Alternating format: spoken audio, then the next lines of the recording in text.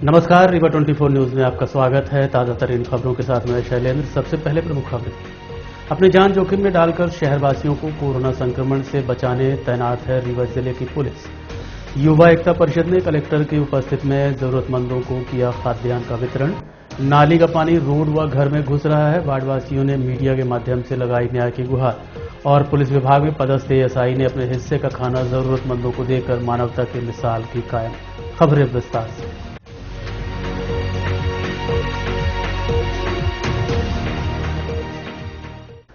Corona संक्रमण से जिले वासियों को बचाने हेतु पुलिस विभाग अपनी जान जोखिम में डालकर तैनात है। ऐसे में पुलिस विभाग का सहयोग करना हमारा दायित्व है।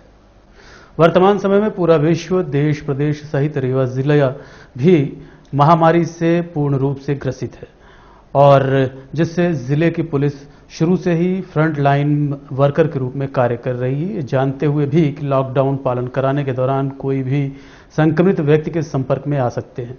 उसके बाद भी अपनी जान जोखिम में डालकर शहरवासियों को कोरोना संक्रमण से बचाने में निरंतर प्रयासरत हैं।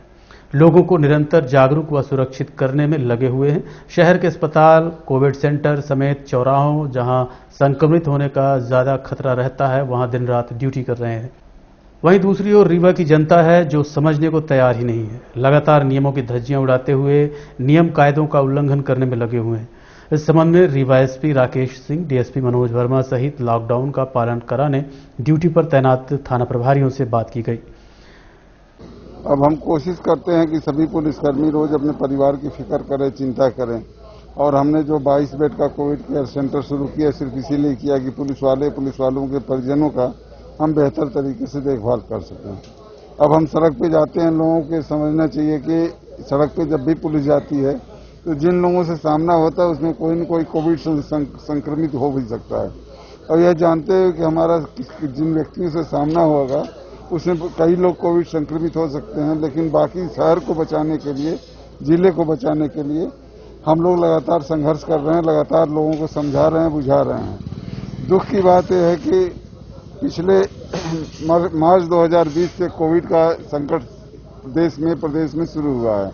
तब से लगातार समझाइश के बाद कि कोरोना क्यों होता है, कैसे होता है। रीवा जिले व रीवा संभाग के लिए बहुत ही महत्वपूर्ण स्थान है संजय गांधी जो आपका मेडिकल कॉलेज है। ये बहुत ही महत्वपूर्ण संस्थान है। आज जगह जगह प्राइवेट संस्थानों में कहीं भी ऑक्सीजन या प्रॉपर व्यवस्थाएं लोगों को नहीं मिल पा रही। यही एकमात्र लोगों के लिए विश्वास का केंद्र है जहां पर जो है व्यवस्थाएं प्रॉपर चल पा रही हैं। चूंकि बड़ी संख्या में लोग आते हैं, कई कैजुअलिटीज भी होती हैं, लोगों की छोटे मोटे विवाद भी उत्पन्न होते हैं, तो उस स्थिति की नियंत्रण के लिए यहाँ पर 25 लोगों का मुझे फोर्स मिला है। उसके साथ यहाँ बराबरी से जो है लगातार ड्यूटी की जा रही है। तो लोगों की सेवा करते करते देखा गया कि सुनाई दे रहा कि आपके 2 भाई संक्रमण के शिकार है और इसी अस्पताल में भर्ती है। 2 भाई मेरे भर्ती हैं यहाँ पर। एक की तो रिसेंटली शादी हुई थी और दूसरे दिन ही जो है यहाँ पर भर्ती हो गए हैं। वो अभी खतरे से बाहर हैं। दोनों की लगातार पिछले 1 हफ्ते से भर्ती थे वहाँ पर। काफी स्थिति उनकी अच्छी नहीं थी शुरुआत में और ऑक्सीजन उनका लगातार गिर रहा था, पर डॉक्टरों ने अच्छे से उनकी केयर की और अभी लगातार उनकी हालत में काफी सुधार है। जल्दी यहाँ से उनको जो है घर ले जाया जाएगा। सर, जबकि आपके परिवार के 2 लोग यहाँ भागते हैं, आप अपना और अपने परिवार की कैसे सुरक्षा करने की वो कोशिश करते हैं? जैसा कि पूरा प्रशासन ही लगा हुआ है, रोड पर जितने भी पुलिस वाले हैं वो सिर्फ अपने परिवारों के लिए नहीं है, वो सब आपके और समाज के सभी परिवारों के लिए हैं। उसी तरीके से मैं और मेरे साथ जो भी कर्मचारी यहाँ पर लगे हुए हैं उसी तरीके से काम कर रहे हैं। जनता से क्या अपेक्षा करते हैं? मात्र एक अपेक्षा है, अगर वो घर में रहेंगे तो सब कुछ ठीक रहेगा। बहुत ही अनिवार्य, बहुत ही अत्यावश्यक कोई कार्य है अगर तो बाहर निकलिए, अन्यथा बाहर मत निकलिए। और जो कड़ी प्रशासन बाहर बनकर सड़क पर खड़ा हुआ है आपके लिए, आपको बचाने के लिए, उसका समर्थन कीजिए, सहयोग कीजिए।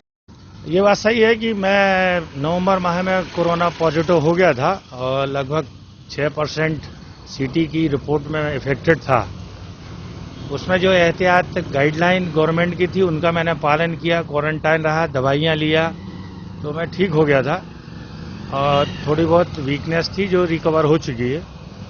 अभी हमारी जो सर्विस कंडीशन है, सर्विस कंडीशन के मुताबिक हम लोगों को फ्रंट पे रहना है, फ्रंट वॉरियर कहलाए जा रहे हैं। इसमें सुरक्षा का ध्यान दिया जा रहा है। हमारे पुलिस अधीक्षक महोदय, हमारे डीजीपी महोदय ने हम लोगों को डबल वैक्सीन करा दिया है। अब हमको कोरोना लग सकता है, चपेट में आ सकते हैं, ये बात सही है, मगर जान की लाले नहीं पड़ेंगे। ये कोवैक्सीन का हमको लाभ होने की उम्मीद है। अब प्रश्न ये उठता है कि हम कैरियर ना बने अपने परिवार के लिए, तो उसके लिए हम लोग जो है ड्यूटी के जाने के बाद वर्दी चेंज करना, नहाना, सैनिटाइज करना, हाथ धोना, उसके बाद घर के अंदर प्रवेश करना, ये एहतियात बरत रहे हैं और बीच बीच में एंटीबायोटिक डॉक्टरों की सलाह पे लेते रहते हैं। और ये भी माना जा रहा है कि ईमानदारी से सेवा करने के कारण कोरोना हमसे दूरी भागेगा। कोरोना अब छू नहीं पाएगा पुलिस विभाग को। और अपेक्षा 24 घंटे ड्यूटी कर रहे हैं, जनता की सेवा में लगी हुई, जनता से क्या अपेक्षा करते हैं? जनता की जो गवर्नमेंट की गाइडलाइन है, लोकल डीएम साहब की गाइडलाइन है, एसपी साहब की स्वयं की मेहनत है, उसका उद्देश्य यह है कि आप बहानेबाजी करके छोटे छोटे कामों का स्वार्थ लेके जो रोडों पे घूम के अपनी और दूसरों की जान को खतरे में डाल रहे हैं, उसको ना करें। आवश्यकता पे ही बाहर निकलें और छोटी मोटी आवश्यकताओं को थोड़ा सा रोकें, संयम बरतें, वरना जो है आप जिस दिन इफेक्ट होंगे उसका आपको अंजाम समझ में आएगा। तो छोटी चीजें बहाने करना, ये ना निकले, बहुत आवश्यक है। वैक्सीन जरूर लगवाएं, जिनका नंबर आता है वो वैक्सीन लगवाएं, जो दवाई की आवश्यकता है वो दवाई कराएं, मगर दवाई के बहाने और घूमना फिरना, मौसम देखना, माहौल देखना, ये तत्काल बंद करें, वरना पुलिस की कार्रवाई में थोड़ा सा आदमी को मानसिक कष्ट होता है। हमारी मजबूरी है हमको डायग्नोस करने के लिए कि कौन सही है कौन गलत है। इसमें हमारे पास भी कोई मीटर नहीं होता है, उसी में से हम छांटते हैं कि कौन सही है कौन गलत है। हो सकता है कभी कभी सही आदमी भी हम उसको गलत बन जाते हैं। तो अपेक्षा ये है कि सही कारणों से ही घर से बाहर निकले, वरना ये इतनी दूसरी लहर थोड़ी सी तेज और खतरनाक है, इसकी चपेट में आने के बाद थोड़ा तकलीफ होगी।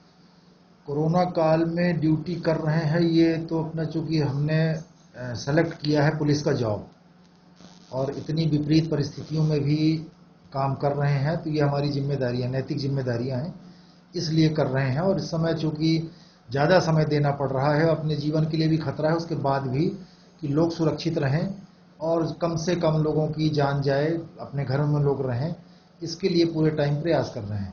घर में एक बार आप भी चपेट में आ चुके हैं। हाँ, पिछली बार अभी 5-6 महीने पहले ही मैंने कोरोना पीड़ित था और करीब 1-1.5 महीने तक मैं इसमें दवाई और जंगलाड़ा हूँ। काफ़ी परेशानी भी हुई इसमें और डिप्रेशन भी होता है इसमें, इसलिए चूंकि मैंने उसको खुद झेला है, इसलिए लगता है कि लोग उस परेशानी से बचें और इस प्रयास में पूरे समय लगे रहते हैं, लोगों को अनाउंस करके, हर तरह से प्यार से, ज़बरदस्ती करके, जाती भी करके, कुछ जातियाँ भी करनी पड़ती हैं मैसेज देने के लिए कि लोग अनावश्यक घरों से ना निकलें, अपने परिवार की रक्षा करें।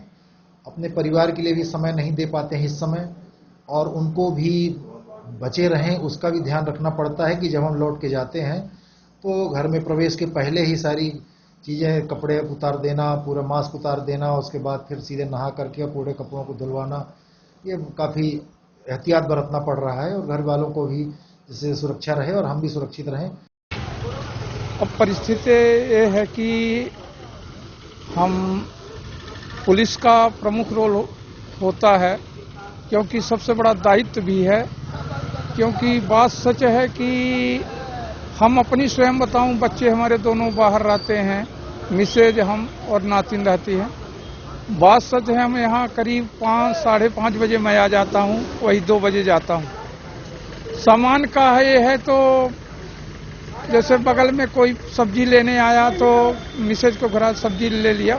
समस्याएं तो है, अब परिस्थितियां, पहले हम, यदि हमारा जान है जहान है, यदि हमारी जान बची रहेगी तो हम बाद में ही सब समस्याएं दूर हो जाएगी। मैं सभी से अपेक्षा करता हूं, पुलिस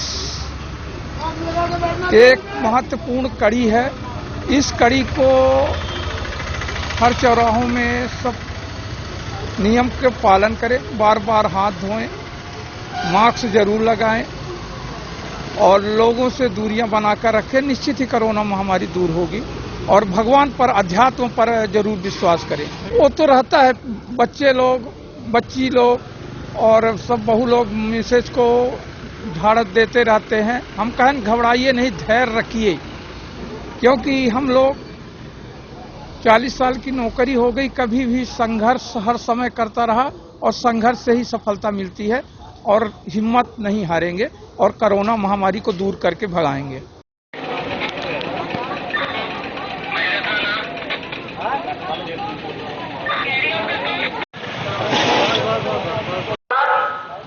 इसका पालन नहीं करने पर काम कार्रवाई की जाएगी।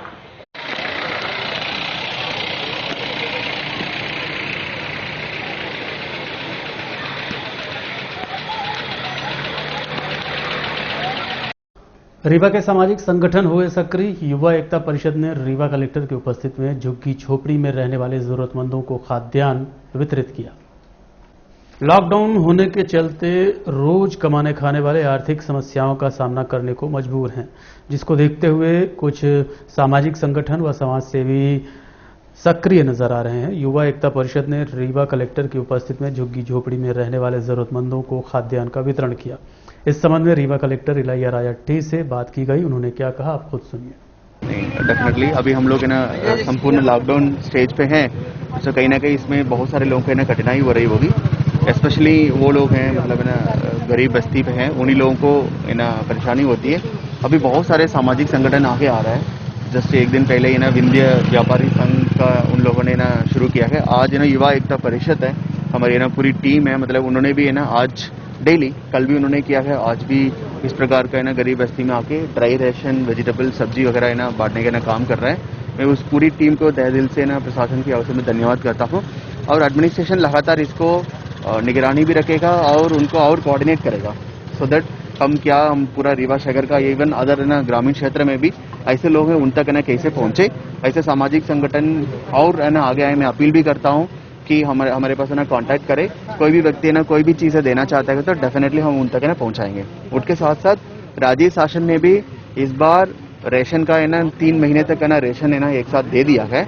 उसके साथ साथ कल एक और है ना नया डायरेक्शन आया है कि कोई व्यक्ति को खाद्यान्न पर्ची नहीं है, वो जस्ट अपना एक है ना स्वयं प्रमाण पत्र दे दे कि मैं 24 प्रकार का श्रेणी का है ना लोग हैं, वो अपना है ना राशन का है ना मैं भी श्रेणी में आता हूँ, वो स्वयं प्रमाण पत्र के आधार पर हम लोग है ना उनका नाम जोड़ करके उनको है ना हम लोग खाद्यान्न वितरण राशन दुकान के माध्यम से कर सकते हैं। और उसके 3 महीने के अंतर्गत है ना उस कैटेगरी का व्यक्ति है अपना है ना पूरा प्रूफ देकर, आधार नंबर वगैरह दे करके उसका निरंतर भी है ना खाद्यान्न बांटने के कर सकते हैं। हमारी पूरी रीवा जिले का जनसंख्या है 27 लाख है, उसमें ऑलरेडी हम लोग है ना 17 लाख लोगों का है ना खाद्यान्न दे रहे हैं। ऐसे कोई व्यक्ति या छूट गया है, कोई भी गरीब है ना परिवार का है या 24 श्रेणी का परिवार है, SC ST से लेकर कर्मकार कल्याण मंडल कार्ड है ना धारी है, उन सभी लोग अपना वार्ड प्रभारी या ग्राम पंचायत का सचिव उनके पास स्वयं प्रमाण पत्र देगा कि मतलब है ना मैं उस 24 श्रेणी में आता हूँ, मुझे ना खाद्यान्न दिया जाए।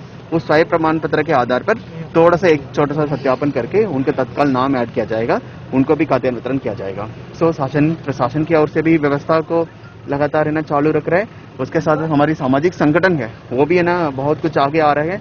उसके माध्यम से हम लोग लॉकडाउन को उनकी है ना जिंदगी है वो सरलता है ना बढ़ाए। नाले का पानी रोड व घरों के अंदर घुस रहा है, स्थानीय रहवासी परेशान, लगाई मीडिया के माध्यम से न्याय की गुहार।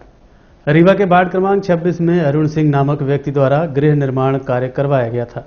साथ ही सार्वजनिक नाली में अपनी नाली को जोड़ते हुए अपने घर के पास नाली व रोड ऊंचाई पर बना दिया गया, जिसके चलते नाली के गंदे पानी की निकासी अवरुद्ध हो गई है। नाली का पानी रोड व लोगों के घरों में बह रहा है, लोगों को आने जाने में समस्याओं का सामना करना पड़ रहा है। इसकी शिकायत स्थानीय रहवासियों ने 181 समेत नगर निगम में भी की थी, जिसके बाद नगर निगम अमला पानी की निगरानी व्यवस्था हेतु मौके पर पहुंचा, लेकिन मोहल्ले में ही रहने वाले राजेश व सूरज प्रताप सिंह द्वारा अपने घर के पास नाली खोदने से मना कर दिया गया, जिसके बाद नगर निगम अमला वापस लौट आया। इस संबंध में स्थानीय रहवासी नीता गुप्ता व जितेंद्र गुप्ता ने जानकारी दी है। क्या नाम है आपका? गीता गुप्ता। ये कौन सा वार्ड है? 26 वार्ड। ये जो पानी आप लोगों के घर के सामने पूरा ये भर रहा है, अरे हमारे अंदर तक भर रहा है। क्यों भर गया ये पानी? ये भर गया पानी, ये तो नाली हमारे से जाता है, या रोडों के पानी भीतर जा रहा है। नहीं तो अभी तक तो निकलता रहा होगा, आप कैसे भर रहा है ये पानी? अब वो कई बंद है तो कौन बंद किया है? कौन बंद किया है? जे घर बनवा जगह बेची ही। नहीं तो जो शासकीय नाली है, जो प्लाटिंग हुई होगी तो शासकीय नाली होगी, उसको कैसे बंद किया गया? तो नाली पहले नहीं रही है, जैसे घर बनते जाता है जैसे नाली बनते जाए। कैसे उत्पन्न हो गई ये समस्या? ये उत्पन्न हो रही कि ये लोग जमीन बेचे हैं, नाली भी मतलब सभी वो किए हैं। उसके बाद जैसे जैसे जो घर बनवा रहा है, जैसे ये अरुण सिंह घर बनवाया तो ये नाली हम लोगों ने बनवाया था। उसके बाद उन्होंने नाली बनवाया तो अपनी नाली ऊंची कर दी और रोड में अपना वो करा दिया, ऊंचा करा दिया। इस कारण से पानी निकासी नहीं हो रही। और शिकायत आप लोगों ने कहीं की है? हम लोगों ने 181 में बहुत बार शिकायत की है, नगर निगम वाले आए भी। उसके बाद ये सब मतलब खोदे वोदे हैं। उसके बाद आगे सूरज प्रताप सिंह ने आगे खोदने के लिए मना कर दिए, इसलिए नाली की समस्या बहुत बढ़ रही है। वो क्यों नहीं खोदने दे रहे, क्या समस्या हो रही? अब पता नहीं क्या समस्या हो रही है, आगे पानी नहीं जाने देते। नगर निगम वाले आए, बोले खोदने नहीं दे रहे।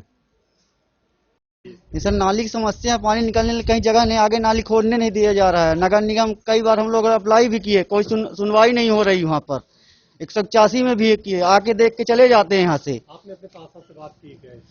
पार्षद से बात की, कुछ नहीं करते हैं सर। भी जब ये बनवा रहा था, पार्षद क्या कह रहे हैं? पार्षद बोल रहे हैं हमारा कोई काम नहीं है, जिनकी वो जमीन बेचा गया उनसे आप बात करिए। हम लोगों ने कई एक बार कहा, कुछ सुनवाई नहीं हो रही है यहाँ पर। नगर का पार्षद? जी सर, पार्षद नहीं सुनवाई हो रही। हम लोग कई एक बार बोले हैं, तुम्हारे नहीं सुन रहे, कुछ भी काम हो रहा है। घर के अंदर पानी जा रहा है, दोनों तरफ नाली है मगर आगे नाली व्यवस्था ही नहीं है। माटी पटवा दिए हैं, गिट्टी भी नवा दिए हैं, कोई नाली वो नहीं हो रही है। नाली आए तो देखे ताके हैं, फिर चले गए अधिकारी लोग। कुछ काम नहीं हो रहा है। आज हम लोग हफ्तों 10 दिन से परेशान है। पानी भरे के बरसात महीने में हम लोग कहाँ जाएंगे सामान लेकर, जब घर के अंदर पानी जाएगा तो। 26 वार्ड। पुलिस विभाग में पदस्थ एएसआई ने भूखे को अपने हिस्से का खाना देकर मानवता की मिसाल कायम की है। सिरमौर चौराहे में बीती रात लगभग 9:30 बजे के आसपास भूख से तड़पता एक व्यक्ति आया और ड्यूटी पर तैनात पुलिस विभाग में पदस्थ एएसआई से बोला कि वो भूखा है और उसके पास खाने की कोई व्यवस्था नहीं है, जिसके बाद ड्यूटी पर तैनात एएसआई ने अपने हिस्से का खाना उक्त जरूरतमंद व्यक्ति को देते हुए मानवता की मिसाल कायम की। इस संबंध में रीवा 24 ने ड्यूटी में पदस्थ एएसआई से बात की। कल एक गरीब को आपने भोजन कराया जो आपके लिए आया हुआ है। आप ड्यूटी के दौरान आपको भोजन की आवश्यकता होती है, जो प्रशासन ने आपको आया था वो आपने गरीब को खिला दिया, क्या कहा? वो बहुत ज़्यादा भूखा था, मेरे पास आया कि सर हमें कुछ खाने के लिए मिल सकता है। मेरे लिए भोजन आया था, वो रखा था, उसको ज़रूरत मेरे से ज़्यादा थी, भूखा था, इसलिए मैंने उसको दे दिया। और हमारा फर्ज भी यही सिखाता है कि दूसरों की मदद करें, और वो भूखा था इसलिए उसकी मदद कर दिया खाना देकर।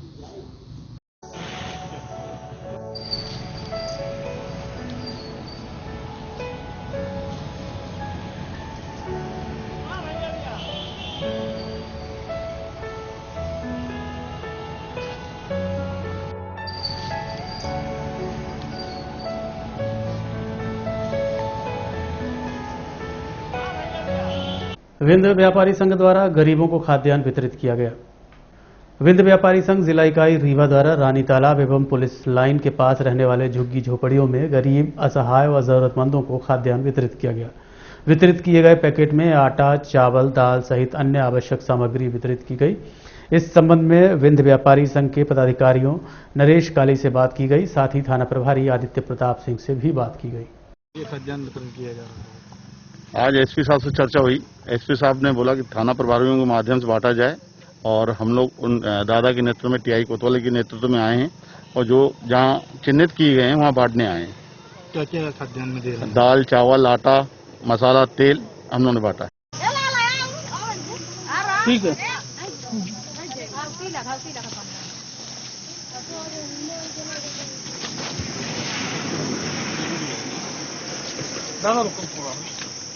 सामने लाइन तो बैठी इधर। पुलिस अधीक्षक श्री राकेश कुमार सिंह जी के नेतृत्व में यहाँ का जो व्यापारी संघ है, महाव्यापारी संघ, वो पुलिस अधीक्षक महोदय से संपर्क किया कि गरीब बस्तियाँ जो हैं या गरीब लोग हैं जिनको कि खाने पीने की दिक्कत है, रोज कमाने और रोज खाने वाले लोग हैं जो कि इस समय नहीं निकल पा रहे हैं और उनकी सूचनाएं व्यापारियों तक नहीं पहुंच पाती हैं कि कहाँ पर कौन पीड़ित है, परेशान है। तो वो जो कि हमारे कर्मचारी एक एक गली गली में बीच में घूमते रहते हैं, तो उनके माध्यम से सारी सूचनाएं एकत्र कर पुलिस अधीक्षक महोदय के माध्यम से और व्यापारी संघ द्वारा जो कि खाद्यान्न एकत्र किया गया है उन तक पहुंचाने गरीबों की मदद करने के लिए तो पुलिस के माध्यम से वो बंटवाया जा रहा है, जिसका कि प्रारंभ कल पुलिस अधीक्षक महोदय द्वारा किया गया था। अब आज से वो शहर के सभी थाना प्रभारियों को निर्देशित किया गया है कि अपने अपने थाना क्षेत्र में ऐसे लोगों को छांट करके और व्यापारी संघ के माध्यम से उन तक मदद पहुंचाई जाए। तो उसका प्रारंभ आज कोतवाली थाना क्षेत्र से किया गया है और 2 स्थानों में लोही तिराहे पर, जहां पर कि हरिजन तालाब के किनारे हरिजन बस्ती है, और चिरहुला में कमांडेंट बंगला के सामने, जहां पर कि मजदूर आकर के झुंगी बना के बस रहे हैं। इस समय काम उनके पास नहीं है, उनको खाने के लाले पड़े हुए थे, जिसकी सूचना अपने बीट के कर्मचारी के द्वारा मिली थी। इन 2 स्थानों में आज खाद्यान्न व्यापारी संघ के माध्यम से वितरण कराया गया। देखते रहिए रीवा 24 न्यूज। मिलते हैं इस छोटे से ब्रेक के बाद।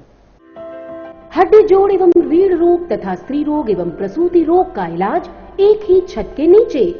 विघ्नहर्ता hospital and trauma centre, hotel landmark के पास, रतहरा, रीवा। डॉक्टर संतोष सोनी, पूर्व चिकित्सक, बॉम्बे हॉस्पिटल, मुंबई। हड्डी जोड़ एवं रीढ़ रोग विशेषज्ञ, छोटे चीरे एवं दूरबीन विधि द्वारा हाथ तथा पैर की हड्डियों का ऑपरेशन। गठियाबात, जटिल एवं बिगड़े हुए फ्रैक्चर का बेहतर इलाज करते हैं डॉक्टर संतोष सोनी। विघ्नहर्ता हॉस्पिटल ट्रामा सेंटर में ही स्त्री एवं प्रसूत रोग विशेषज्ञ डॉक्टर शैलजा सोनी भी उपलब्ध हैं, जिनकी देखरेख में नॉर्मल डिलीवरी, सिजेरियन ऑपरेशन एवं बच्चेदानी से संबंधित ऑपरेशन की बेहतर सुविधा। संतानहीन दंपत्ति तत्काल संपर्क करें।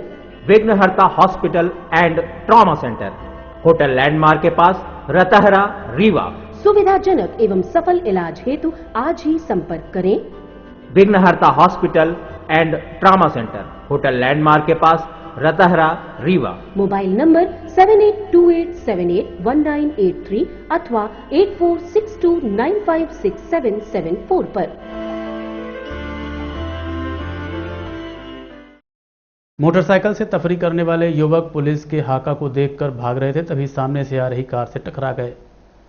लॉकडाउन के दौरान रीवा के धोबिया टंकी पर मोटरसाइकिल सवार तफरी कर रहे थे। इसी दौरान पुलिस के हाका पर वाहन चालक की नजर पड़ी और कार्रवाई से बचने के लिए भागने लगे, तभी सामने से आ रही कार से टकराकर रोड पर गिर गए। मोटरसाइकिल सवारों को मामूली चोटें आई हैं।